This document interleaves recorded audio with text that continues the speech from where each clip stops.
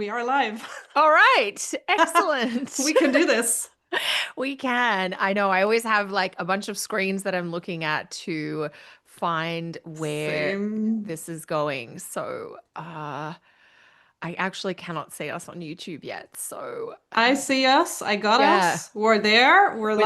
live. Oh, there we go. Okay, I see us. Perfect. I've got us. It is the toggling between screens when people are like, why are you not knowing? I mean, it's Zoom, but it's also YouTube. There's multiple things going on at once. Yeah. Okay, so and also Mercury is stationing as we are recording. So the fact that we're here and it's worked, we feel like we're off to a good start. Okay, so it is Kelly and Britt, and we are back to talk about some of the highlights of the astrology of April. Welcome, Britt. How are you doing? I'm doing great. How are you, Kelly?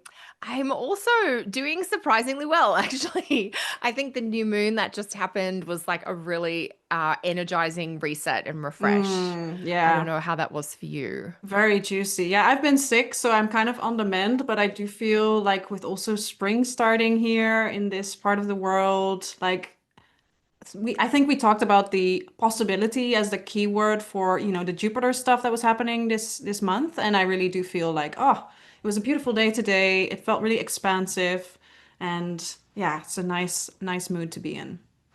That expansiveness is such, I don't know, it is hopeful, but it kind of reminds us of possibilities. And to your point, yeah, it's like we still have snow on the ground here, but the early signs of spring, like the longer days when the Yeah. snow does melt, you can see like the tulips and the bulbs coming up. Like there is very much that sense that like the worst of winter is behind us. And Hmm. that's a very kind of enlivening feeling. Yeah, we've survived. Another That's how it winter. used to be, right? I mean, that's how Yes. people used to live. Like surviving winter was not a given, and we are here now. And even if we live comfortable modern lives, it still feels like a small feat, Like Yes. we did this. Yes. Yes. I agree completely. And living in, a very cold, snowy climate, it really does feel like, even though we're very comfortable inside our homes, which even a simple modern home is luxurious by historical standards, it still does feel like, oh, we've battled through the elements. Yeah. Yeah. So I mean, many ancient peoples celebrate this time of year as like New Year, as spring and Hmm. renewal. Like we've come through that darkest period of the year, and now we can look forward. We can look to new things, and Yeah. that's a really fun thing to have for April. Yeah. I know we're going to get into the astrology of April. I want to really quickly mention that I do have a special Equinox sale offer going on right now. You can just jump over to kellysastrology.com. It's basically 40% off a collection of 30 webinars. So you get more than 45 hours of teaching, and you will be able to learn so much about so many topics within astrology. The full list of all the teachings is available, so I just wanted to mention that quickly as we are getting started. Such a good deal. Thank you. Yeah, we were like, how can we, offer people some really good quality stuff at a great price? So, There's so much yes. there. Like when I was curating the list, I was like, oh my gosh, I forgot that I taught about this, or this is such a good teaching, on the 12th house and fertility and traditional concepts like sect or combustion. So, plus timing techniques. Anyway, I could babble on about astrology learning for days. And I know there's a lot to talk about in April, Britt. So, what's kind of on your radar for April?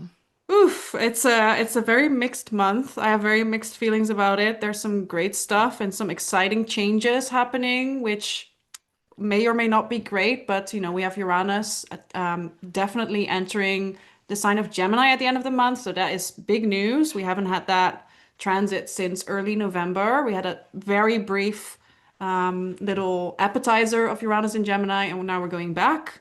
But of course, we also have a lot of stuff happening in Aries. Mars is going to enter, and I feel like once Mars enters the house, things are kicking up a notch, and it's quite intense. There's a lot of fire, of course, a lot of heat in the sky with Saturn and Neptune there as well. Mercury is going to enter there as well. We have a new moon that's like really bonkers. It's a bit crunchy, that new moon, isn't it? That Aries new I moon. wrote down, looks like a doozy. Technical Yeah. terms, of course. Yeah, so yeah, there's a lot. And I think overall, the Aries energy feels like once we get into Aries season, there's that return of aliveness, right? And Hmm. I'm thinking of Aries also in its correspondence to yeah, things like initiating, like the emergence and that spark that I believe we also mentioned in last forecast. And then yeah, I'm thinking of the association with, myth and story. And Mm. I read that for the Egyptians, the constellation Aries was actually associated with their god called Amun-Ra, later Hmm. combined with the sun god. So, and that was really the god that was in charge of hidden things and things that animate its existence. And I feel like Mm. there's something about Aries energy that really has that momentum and that like, how we're feeling at the beginning of this chat, like, oh, life is starting again, really that Yes. sense. So that's Yes. that's really helpful with all the Aries stuff that's happening. But then also there's maybe some more, that short fuse quality and that desire to get going and to make some movement and some momentum, but that's a bit more complicated this year Totally. Oh my gosh, for totally. several reasons. For several reasons. Yes, I think you're right. Like Mars into Aries, April 9, Mercury into Aries, April 14, 15, the new moon in Aries on the 27th. It does, I love that kind of animating word that you used Mm, with the Aries kind of Mars energy, sort of the quickening, even that like what is lighting your spark up inside? yeah.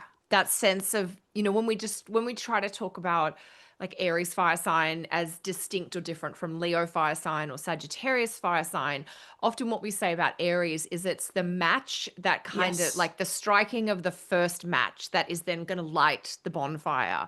And I Hmm. think that's what you're sort of getting at is that what is this initial animating principle that kind of goads you or prompts you into taking action? And Yeah. then the taking of that initial action is like all things then come from that. And so April is like, what is the initial action that you want to, is it you're putting a seed in the ground? Is it that you are putting up like a one-page summary of the thing that you're going to do, that you're going to pitch or share with people? Is it making an initial phone call to get the ball rolling on something, or bringing up a topic of conversation that you want to be part of a larger discussion with a loved one or a colleague or what have you? But yeah, that idea of the animating, awakening, activating force, I guess.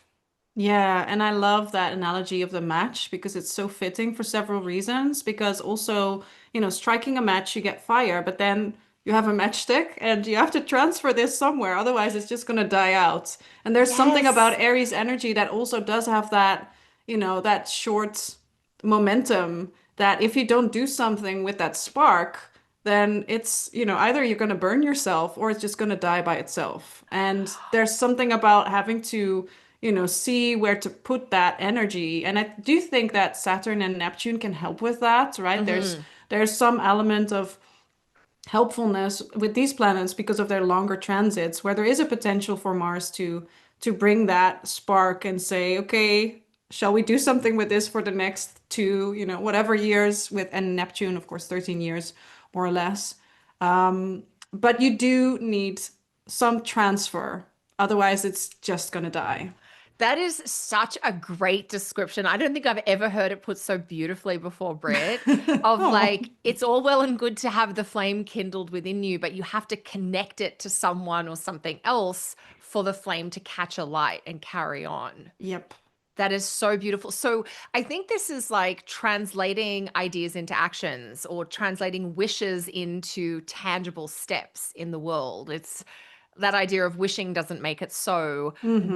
What action will you take that like helps the transfer of that spark into something that becomes generative or ongoing? Yes. Yeah, something sustainable, right? Because that's Yeah. not what Aries is known for per se. Mm-mm. It's really good for that first initial spark, that Yes. action, that step towards what you want.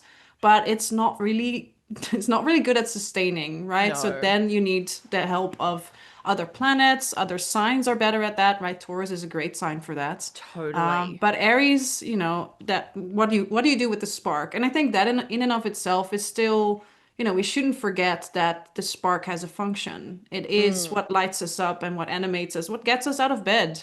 And we do need more action. Um, but the sustaining is something that is requires a bit more effort with this Yeah, and energy. I love how you're linking Aries, Mars coming into Aries with the longer, like Saturn in Aries, Neptune in Aries transits, which I do think is very pivotal. And if I have double checked the ephemeris okay, I think this is the only time we get an exact Mars Saturn conjunction in Aries.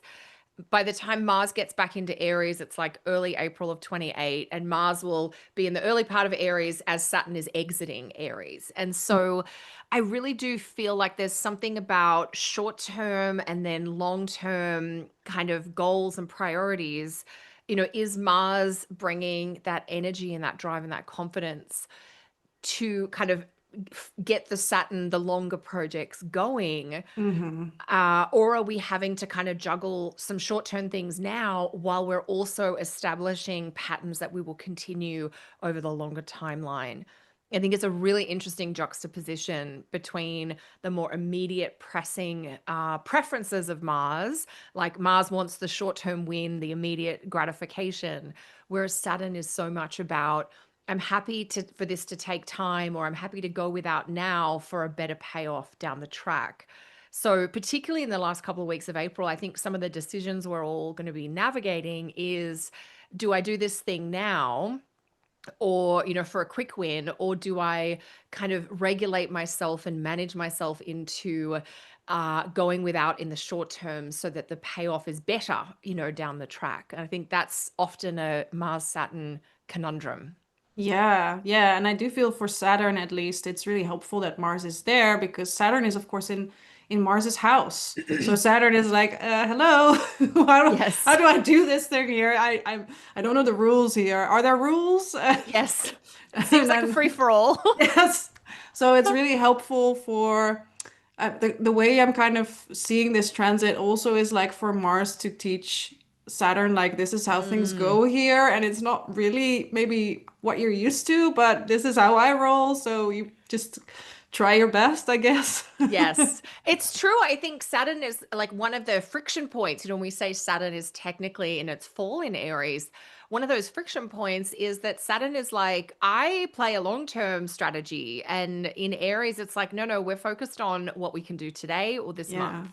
And that's where Saturn is like, oh, I got to bring my focus all the way back to the next few months instead of 5 or 10 years down the track. And that's not always comfortable for Saturn. Yeah, yeah, and I think to come back to that spark, it's good for Saturn to remember that any great project does start with a spark.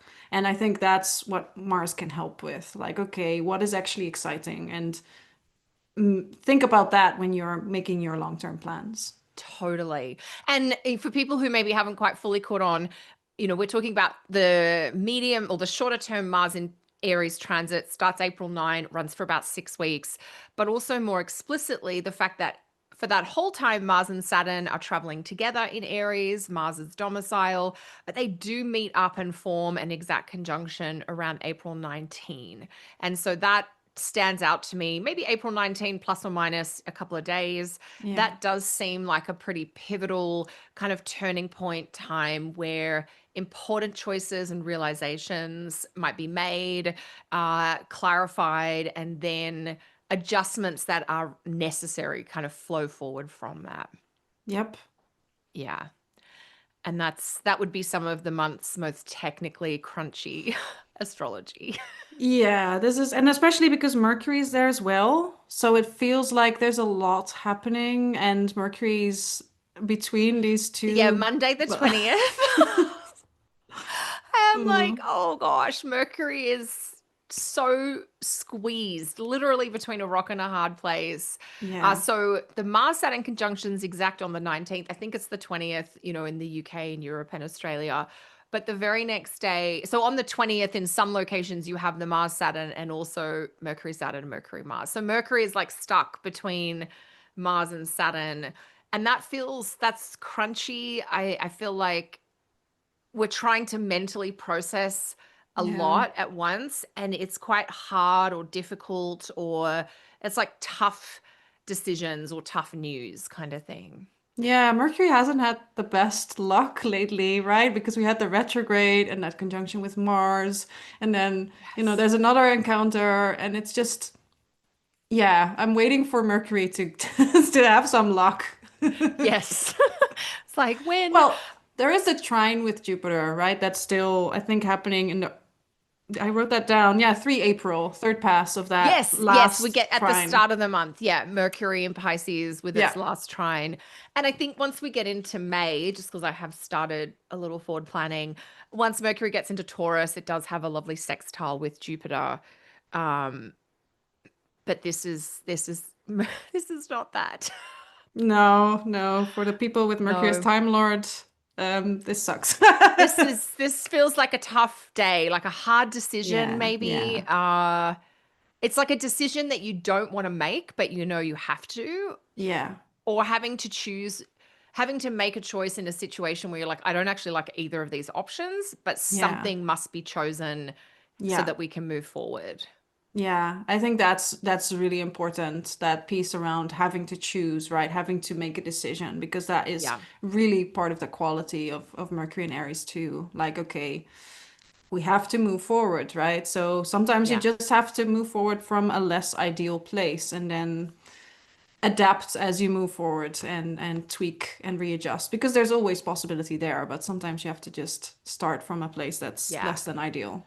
Yeah. And I think as you're breaking this down for everyone, Britt, we're talking about Aries as this like quick animating sort of spark. It's reminding me that like Mercury and Aries, particularly, it is quite quick. So it's like it's really hard now, and I've just got to make a choice. But 3 days from now, it's going to shift a little bit. Yeah. And so it's that idea of like we won't be in the pressured place indefinitely or even long Mm-hmm. term, but we are in sometimes when I see a Mercury Jupiter aspect, I'm like, this is happy news. Like you're hearing something that you want to hear about or that makes you feel good. And so when I look at this Mercury Saturn Mercury Mars kind of double combo, I think about, oh, I didn't want to hear that. Like that's hard Mm, news to digest. That's the yeah. end of something I wish would continue, or that's the need to close a door on a chapter that has kind of run its natural course. Yeah. And there's something, because Saturn's in the mix, I wonder about maturity and that piece of Mm, like the passage of time, and that, endings and things maybe coming apart. If I think about that Pima Chodron piece that I often, share yeah. in timing teaching, where she's talking about like life is about things coming together and then coming apart, and it's a constant sequence of together and apart. That Mercury Saturn Mars does feel like this is a moment where something kind of comes apart, it disintegrates, it breaks under pressure, it can't hold, it's the end. Yeah. Yeah, Yeah. that makes sense. And that's part of life, right? And that happens all the time. And then things come together Yeah. again, like that weave. Yes, It's yes. It's constantly, it's a yeah. constant weave.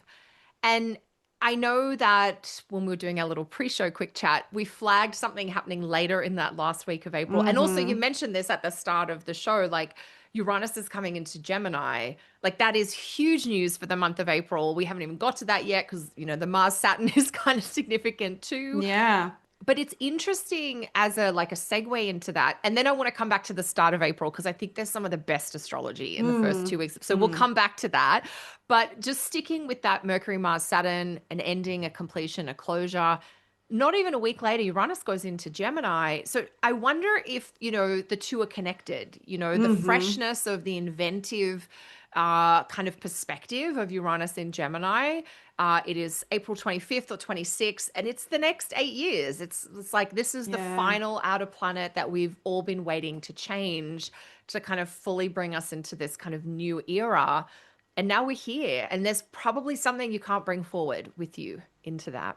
Absolutely. Yeah, and that's a big change. It's I want to say the last one of 2026, but we would do have Jupiter also moving into Leo later in the summer. Hmm. But this is the one we've been waiting for after Saturn and Neptune. So it really feels like the pieces are, moving into play and they're getting to the point where they start moving. And this is how the next chapter of our next few years is going to be like, especially with Saturn, at least the next 2 years.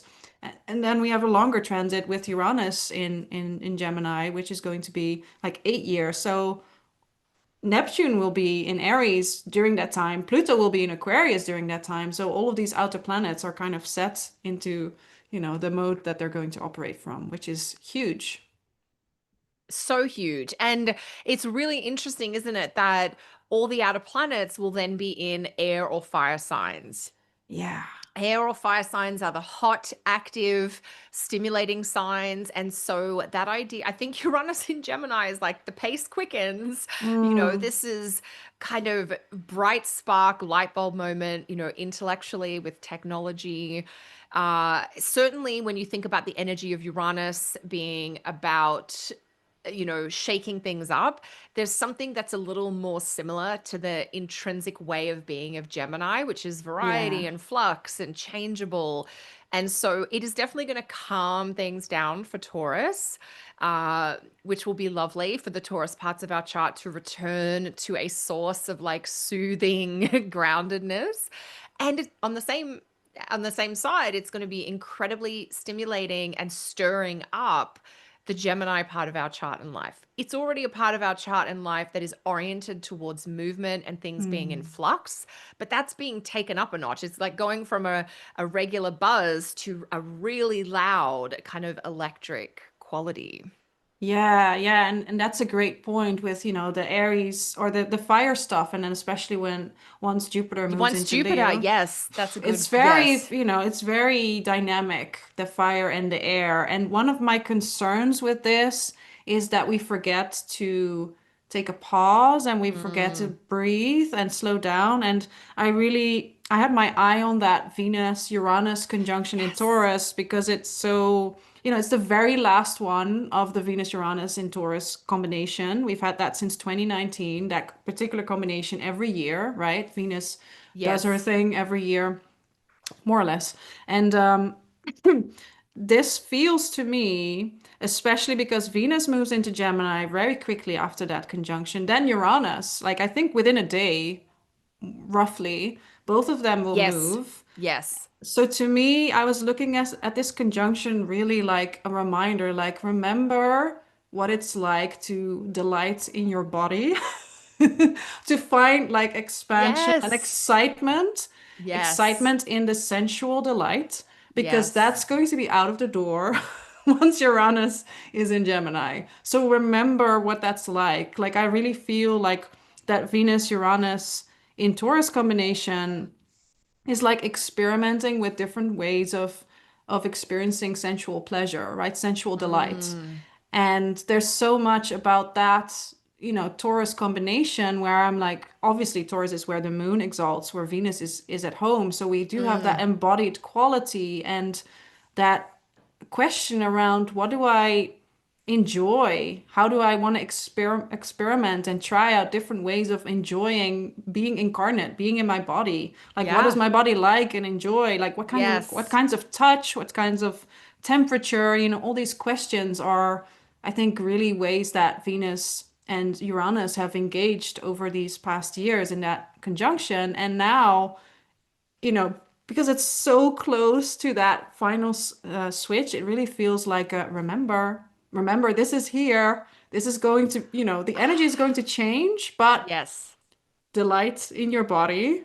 And remember Yes. that this is something you can access even once we get to whatever, whatever we're going to do with Uranus and Gemini and all that, fire stuff. I love that. I mean, I do. That's a really good reminder. Since 2019, we've had basically annual meetings between Venus and Uranus in Taurus. And I have really loved that as a particular conjunction, like you said, for uncovering new delights, like this type of food or this type of touch or this type of smell or texture Yeah. that I didn't know I would enjoy and being willing to engage with that. And it is, one of the great protective transits through April is the fact that we have Venus in Taurus. Mm-hmm. And I love that it's kind of going out with a burst. It's like Yeah. a light bulb moment as she leaves the Yes. building kind of Yes. thing.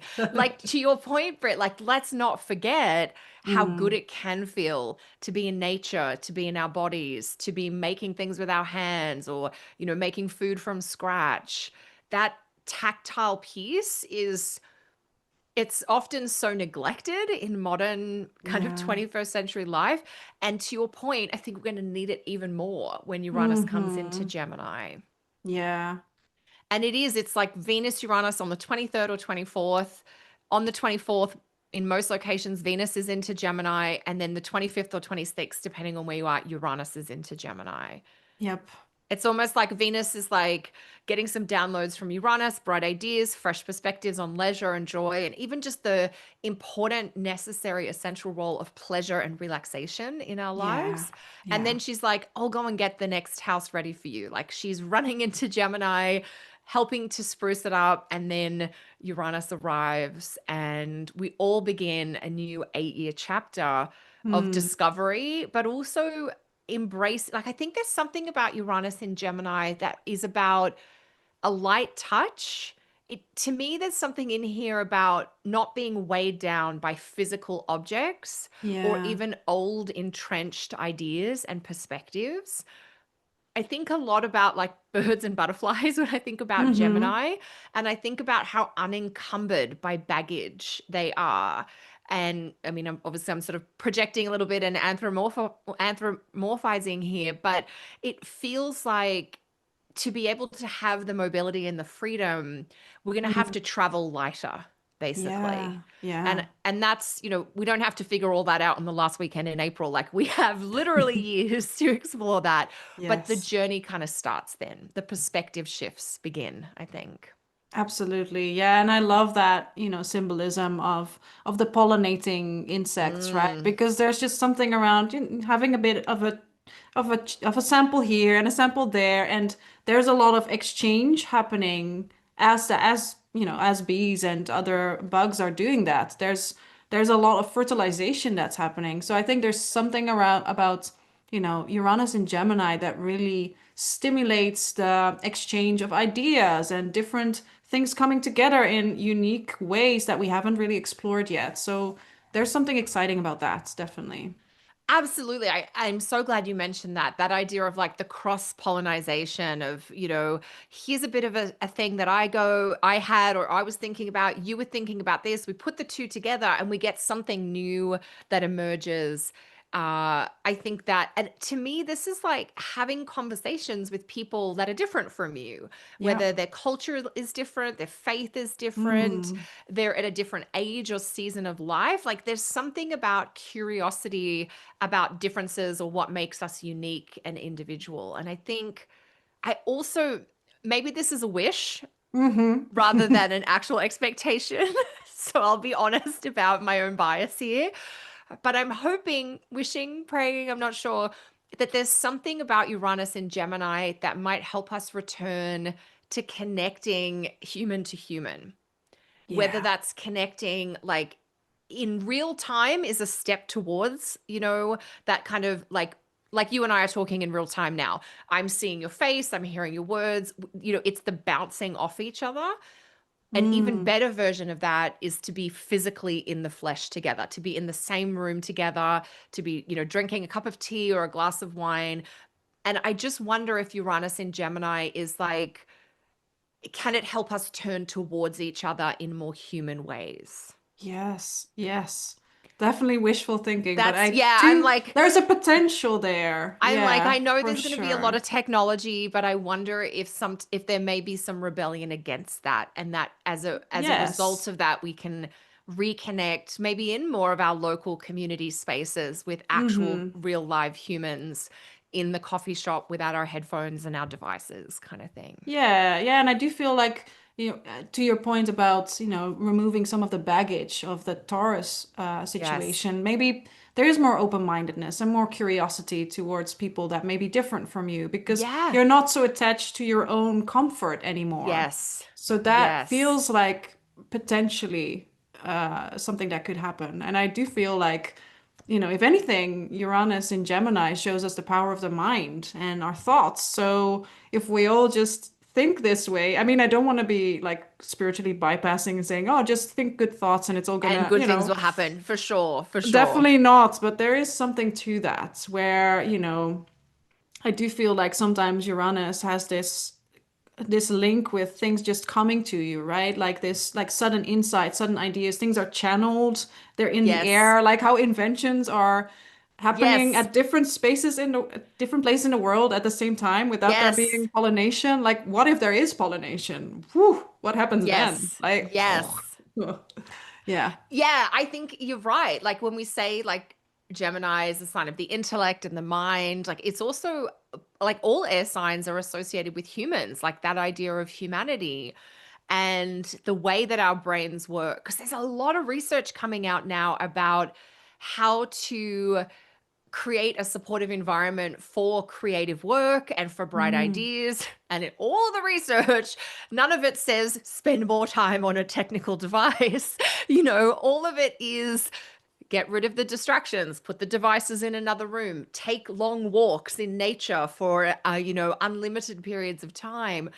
And for some of us, that isn't a reality, but to the extent that you can add pieces of that back in, I think mm. that's, yeah, there's so much. Yeah, there's so much like, yeah, but it's a big shift. The way we think about thinking, I think, is going to change too with Uranus in Absolutely. Gemini. Yeah, Yeah. yeah. And I think, yeah, to your point about, we're humans and these are human signs and we do need to connect and it's so important. I do feel like community and connection with other people is so vital to our well-being. Mm, So if we get a chance to be more curious, more interested in other people and willing to exchange, and I really love that like bouncing off each other, which feels like very Uranus and Gemini. Yeah, totally. that can be very inspiring and hopeful. So let's Yeah. let's let's take that spin and And it's think also good thoughts. like to your point about the pollinators in nature, it's literally how humans like germinate fresh ideas amongst each other is through dialogue and exchange. Yes. We talk about the old Silk Road and spice trades and Hmm. how people ended up with certain spices from one part of the world in cuisines in other parts of the world. Like it's just a clue of that like crossover and the way things have intermingled even throughout history. Yeah. So that's the end of April. And you mentioned your Venus, Uranus. Was there any more you wanted to say on that? Because I know you had that on your radar for sure. No, I think I said my piece. You got your bits. Okay, Yeah. perfect. So let's like we're kind of very Mercury stationing as we're recording. We're going to reverse back to the Oh. start of the month. So what's on your radar in the start of the month, Britt, in terms of maybe things that you're looking forward to or just have on your watch list? Yeah, there's like two transits. I do feel like the Sun square Jupiter is really nice. That's happening at 6 100%. April. That's Yes. lovely. And, Jupiter exalted still and slowly moving, picking up pace. Sun exalted, two planets exalted. I It's mean, so good. It's so good. it's really, really nice. And then, yeah, we do have also Venus sextile Jupiter, which is always a lovely transit that's happening early morning of 13 April in my time zone. But I Yeah. believe like I think for, it's that day for most people, yeah, just a yeah. slightly different time. Yeah, so that's also really lovely. And yeah, Venus in Taurus, right? And Jupiter in Cancer, both also in really good spots. So these two transits are with planets in good condition, good shape, having positive interactions. So the start of the month feels really exciting and not so messy. Yeah, that's what's so interesting. And I know you said this at the start that April is almost like a contrast. It's like Mm, we do have some really technically well-placed, supportive, helpful energies. And that's very much, I think, the first half of the month. And then the second half of the month, it does become a little bit more, there's a little bit more friction that comes into the yes, story. But yeah, yes. that Sun Jupiter square, like April 5th or 6th, it feels so elevating and so Mm, like there is a sense of connecting with optimism And I think what I mean by that is like a sense of possibility, a sense Yes. that your life may be able to become something more than what it is now, to a way that you might subjectively describe as like an improvement or a Yeah. qualitative upgrade, And even though it's a square, like don't get hung up on that. This is a it's a luminary and Jupiter in really great sign condition. There's energy there. I think the square Mm-hmm. kind of points to.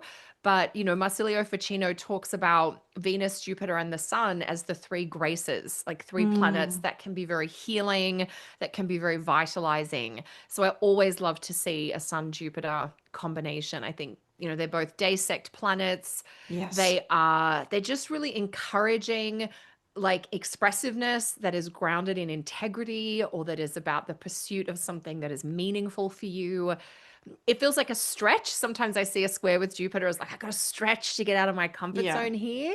But the Mm-hmm. leap of faith is probably like totally worth taking with that Sun Yeah, Jupiter. absolutely. Yeah, and with the square, like one thing about a square is that it requires action, or it Yes. will initiate action. There's just something very dynamic about that aspect that means that it's not just something that, we enjoy and, there's a way that we can do something with this energy and make some changes. Yes. Yeah. And I think if you have been like sitting on a bit of a wish or a dream or a longing, maybe since late 25, like when Jupiter stationed retrograde, like October, November, December 25. And you're like, I just want to push it a bit, or I want to poke that, or I just want to Mm-hmm. put some feelers out. Because as you mentioned, like Jupiter has now finally come off its station degree where it spent basically the whole month of March.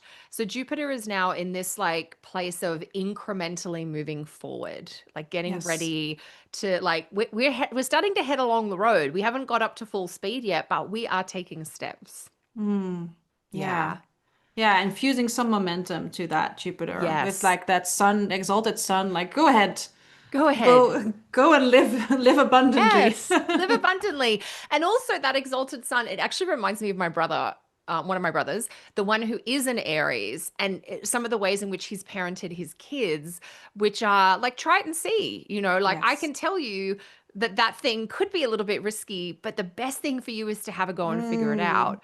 And it's not necessarily that the thing you're contemplating is a bit risky, but it's that the best way for you to figure out whether it's right for you or not is to actually just have a go, test it out a yes, bit, yes. you This know? reminds me of that quote from Pippi Longstocking. Like I haven't tried it, so I think I can do it.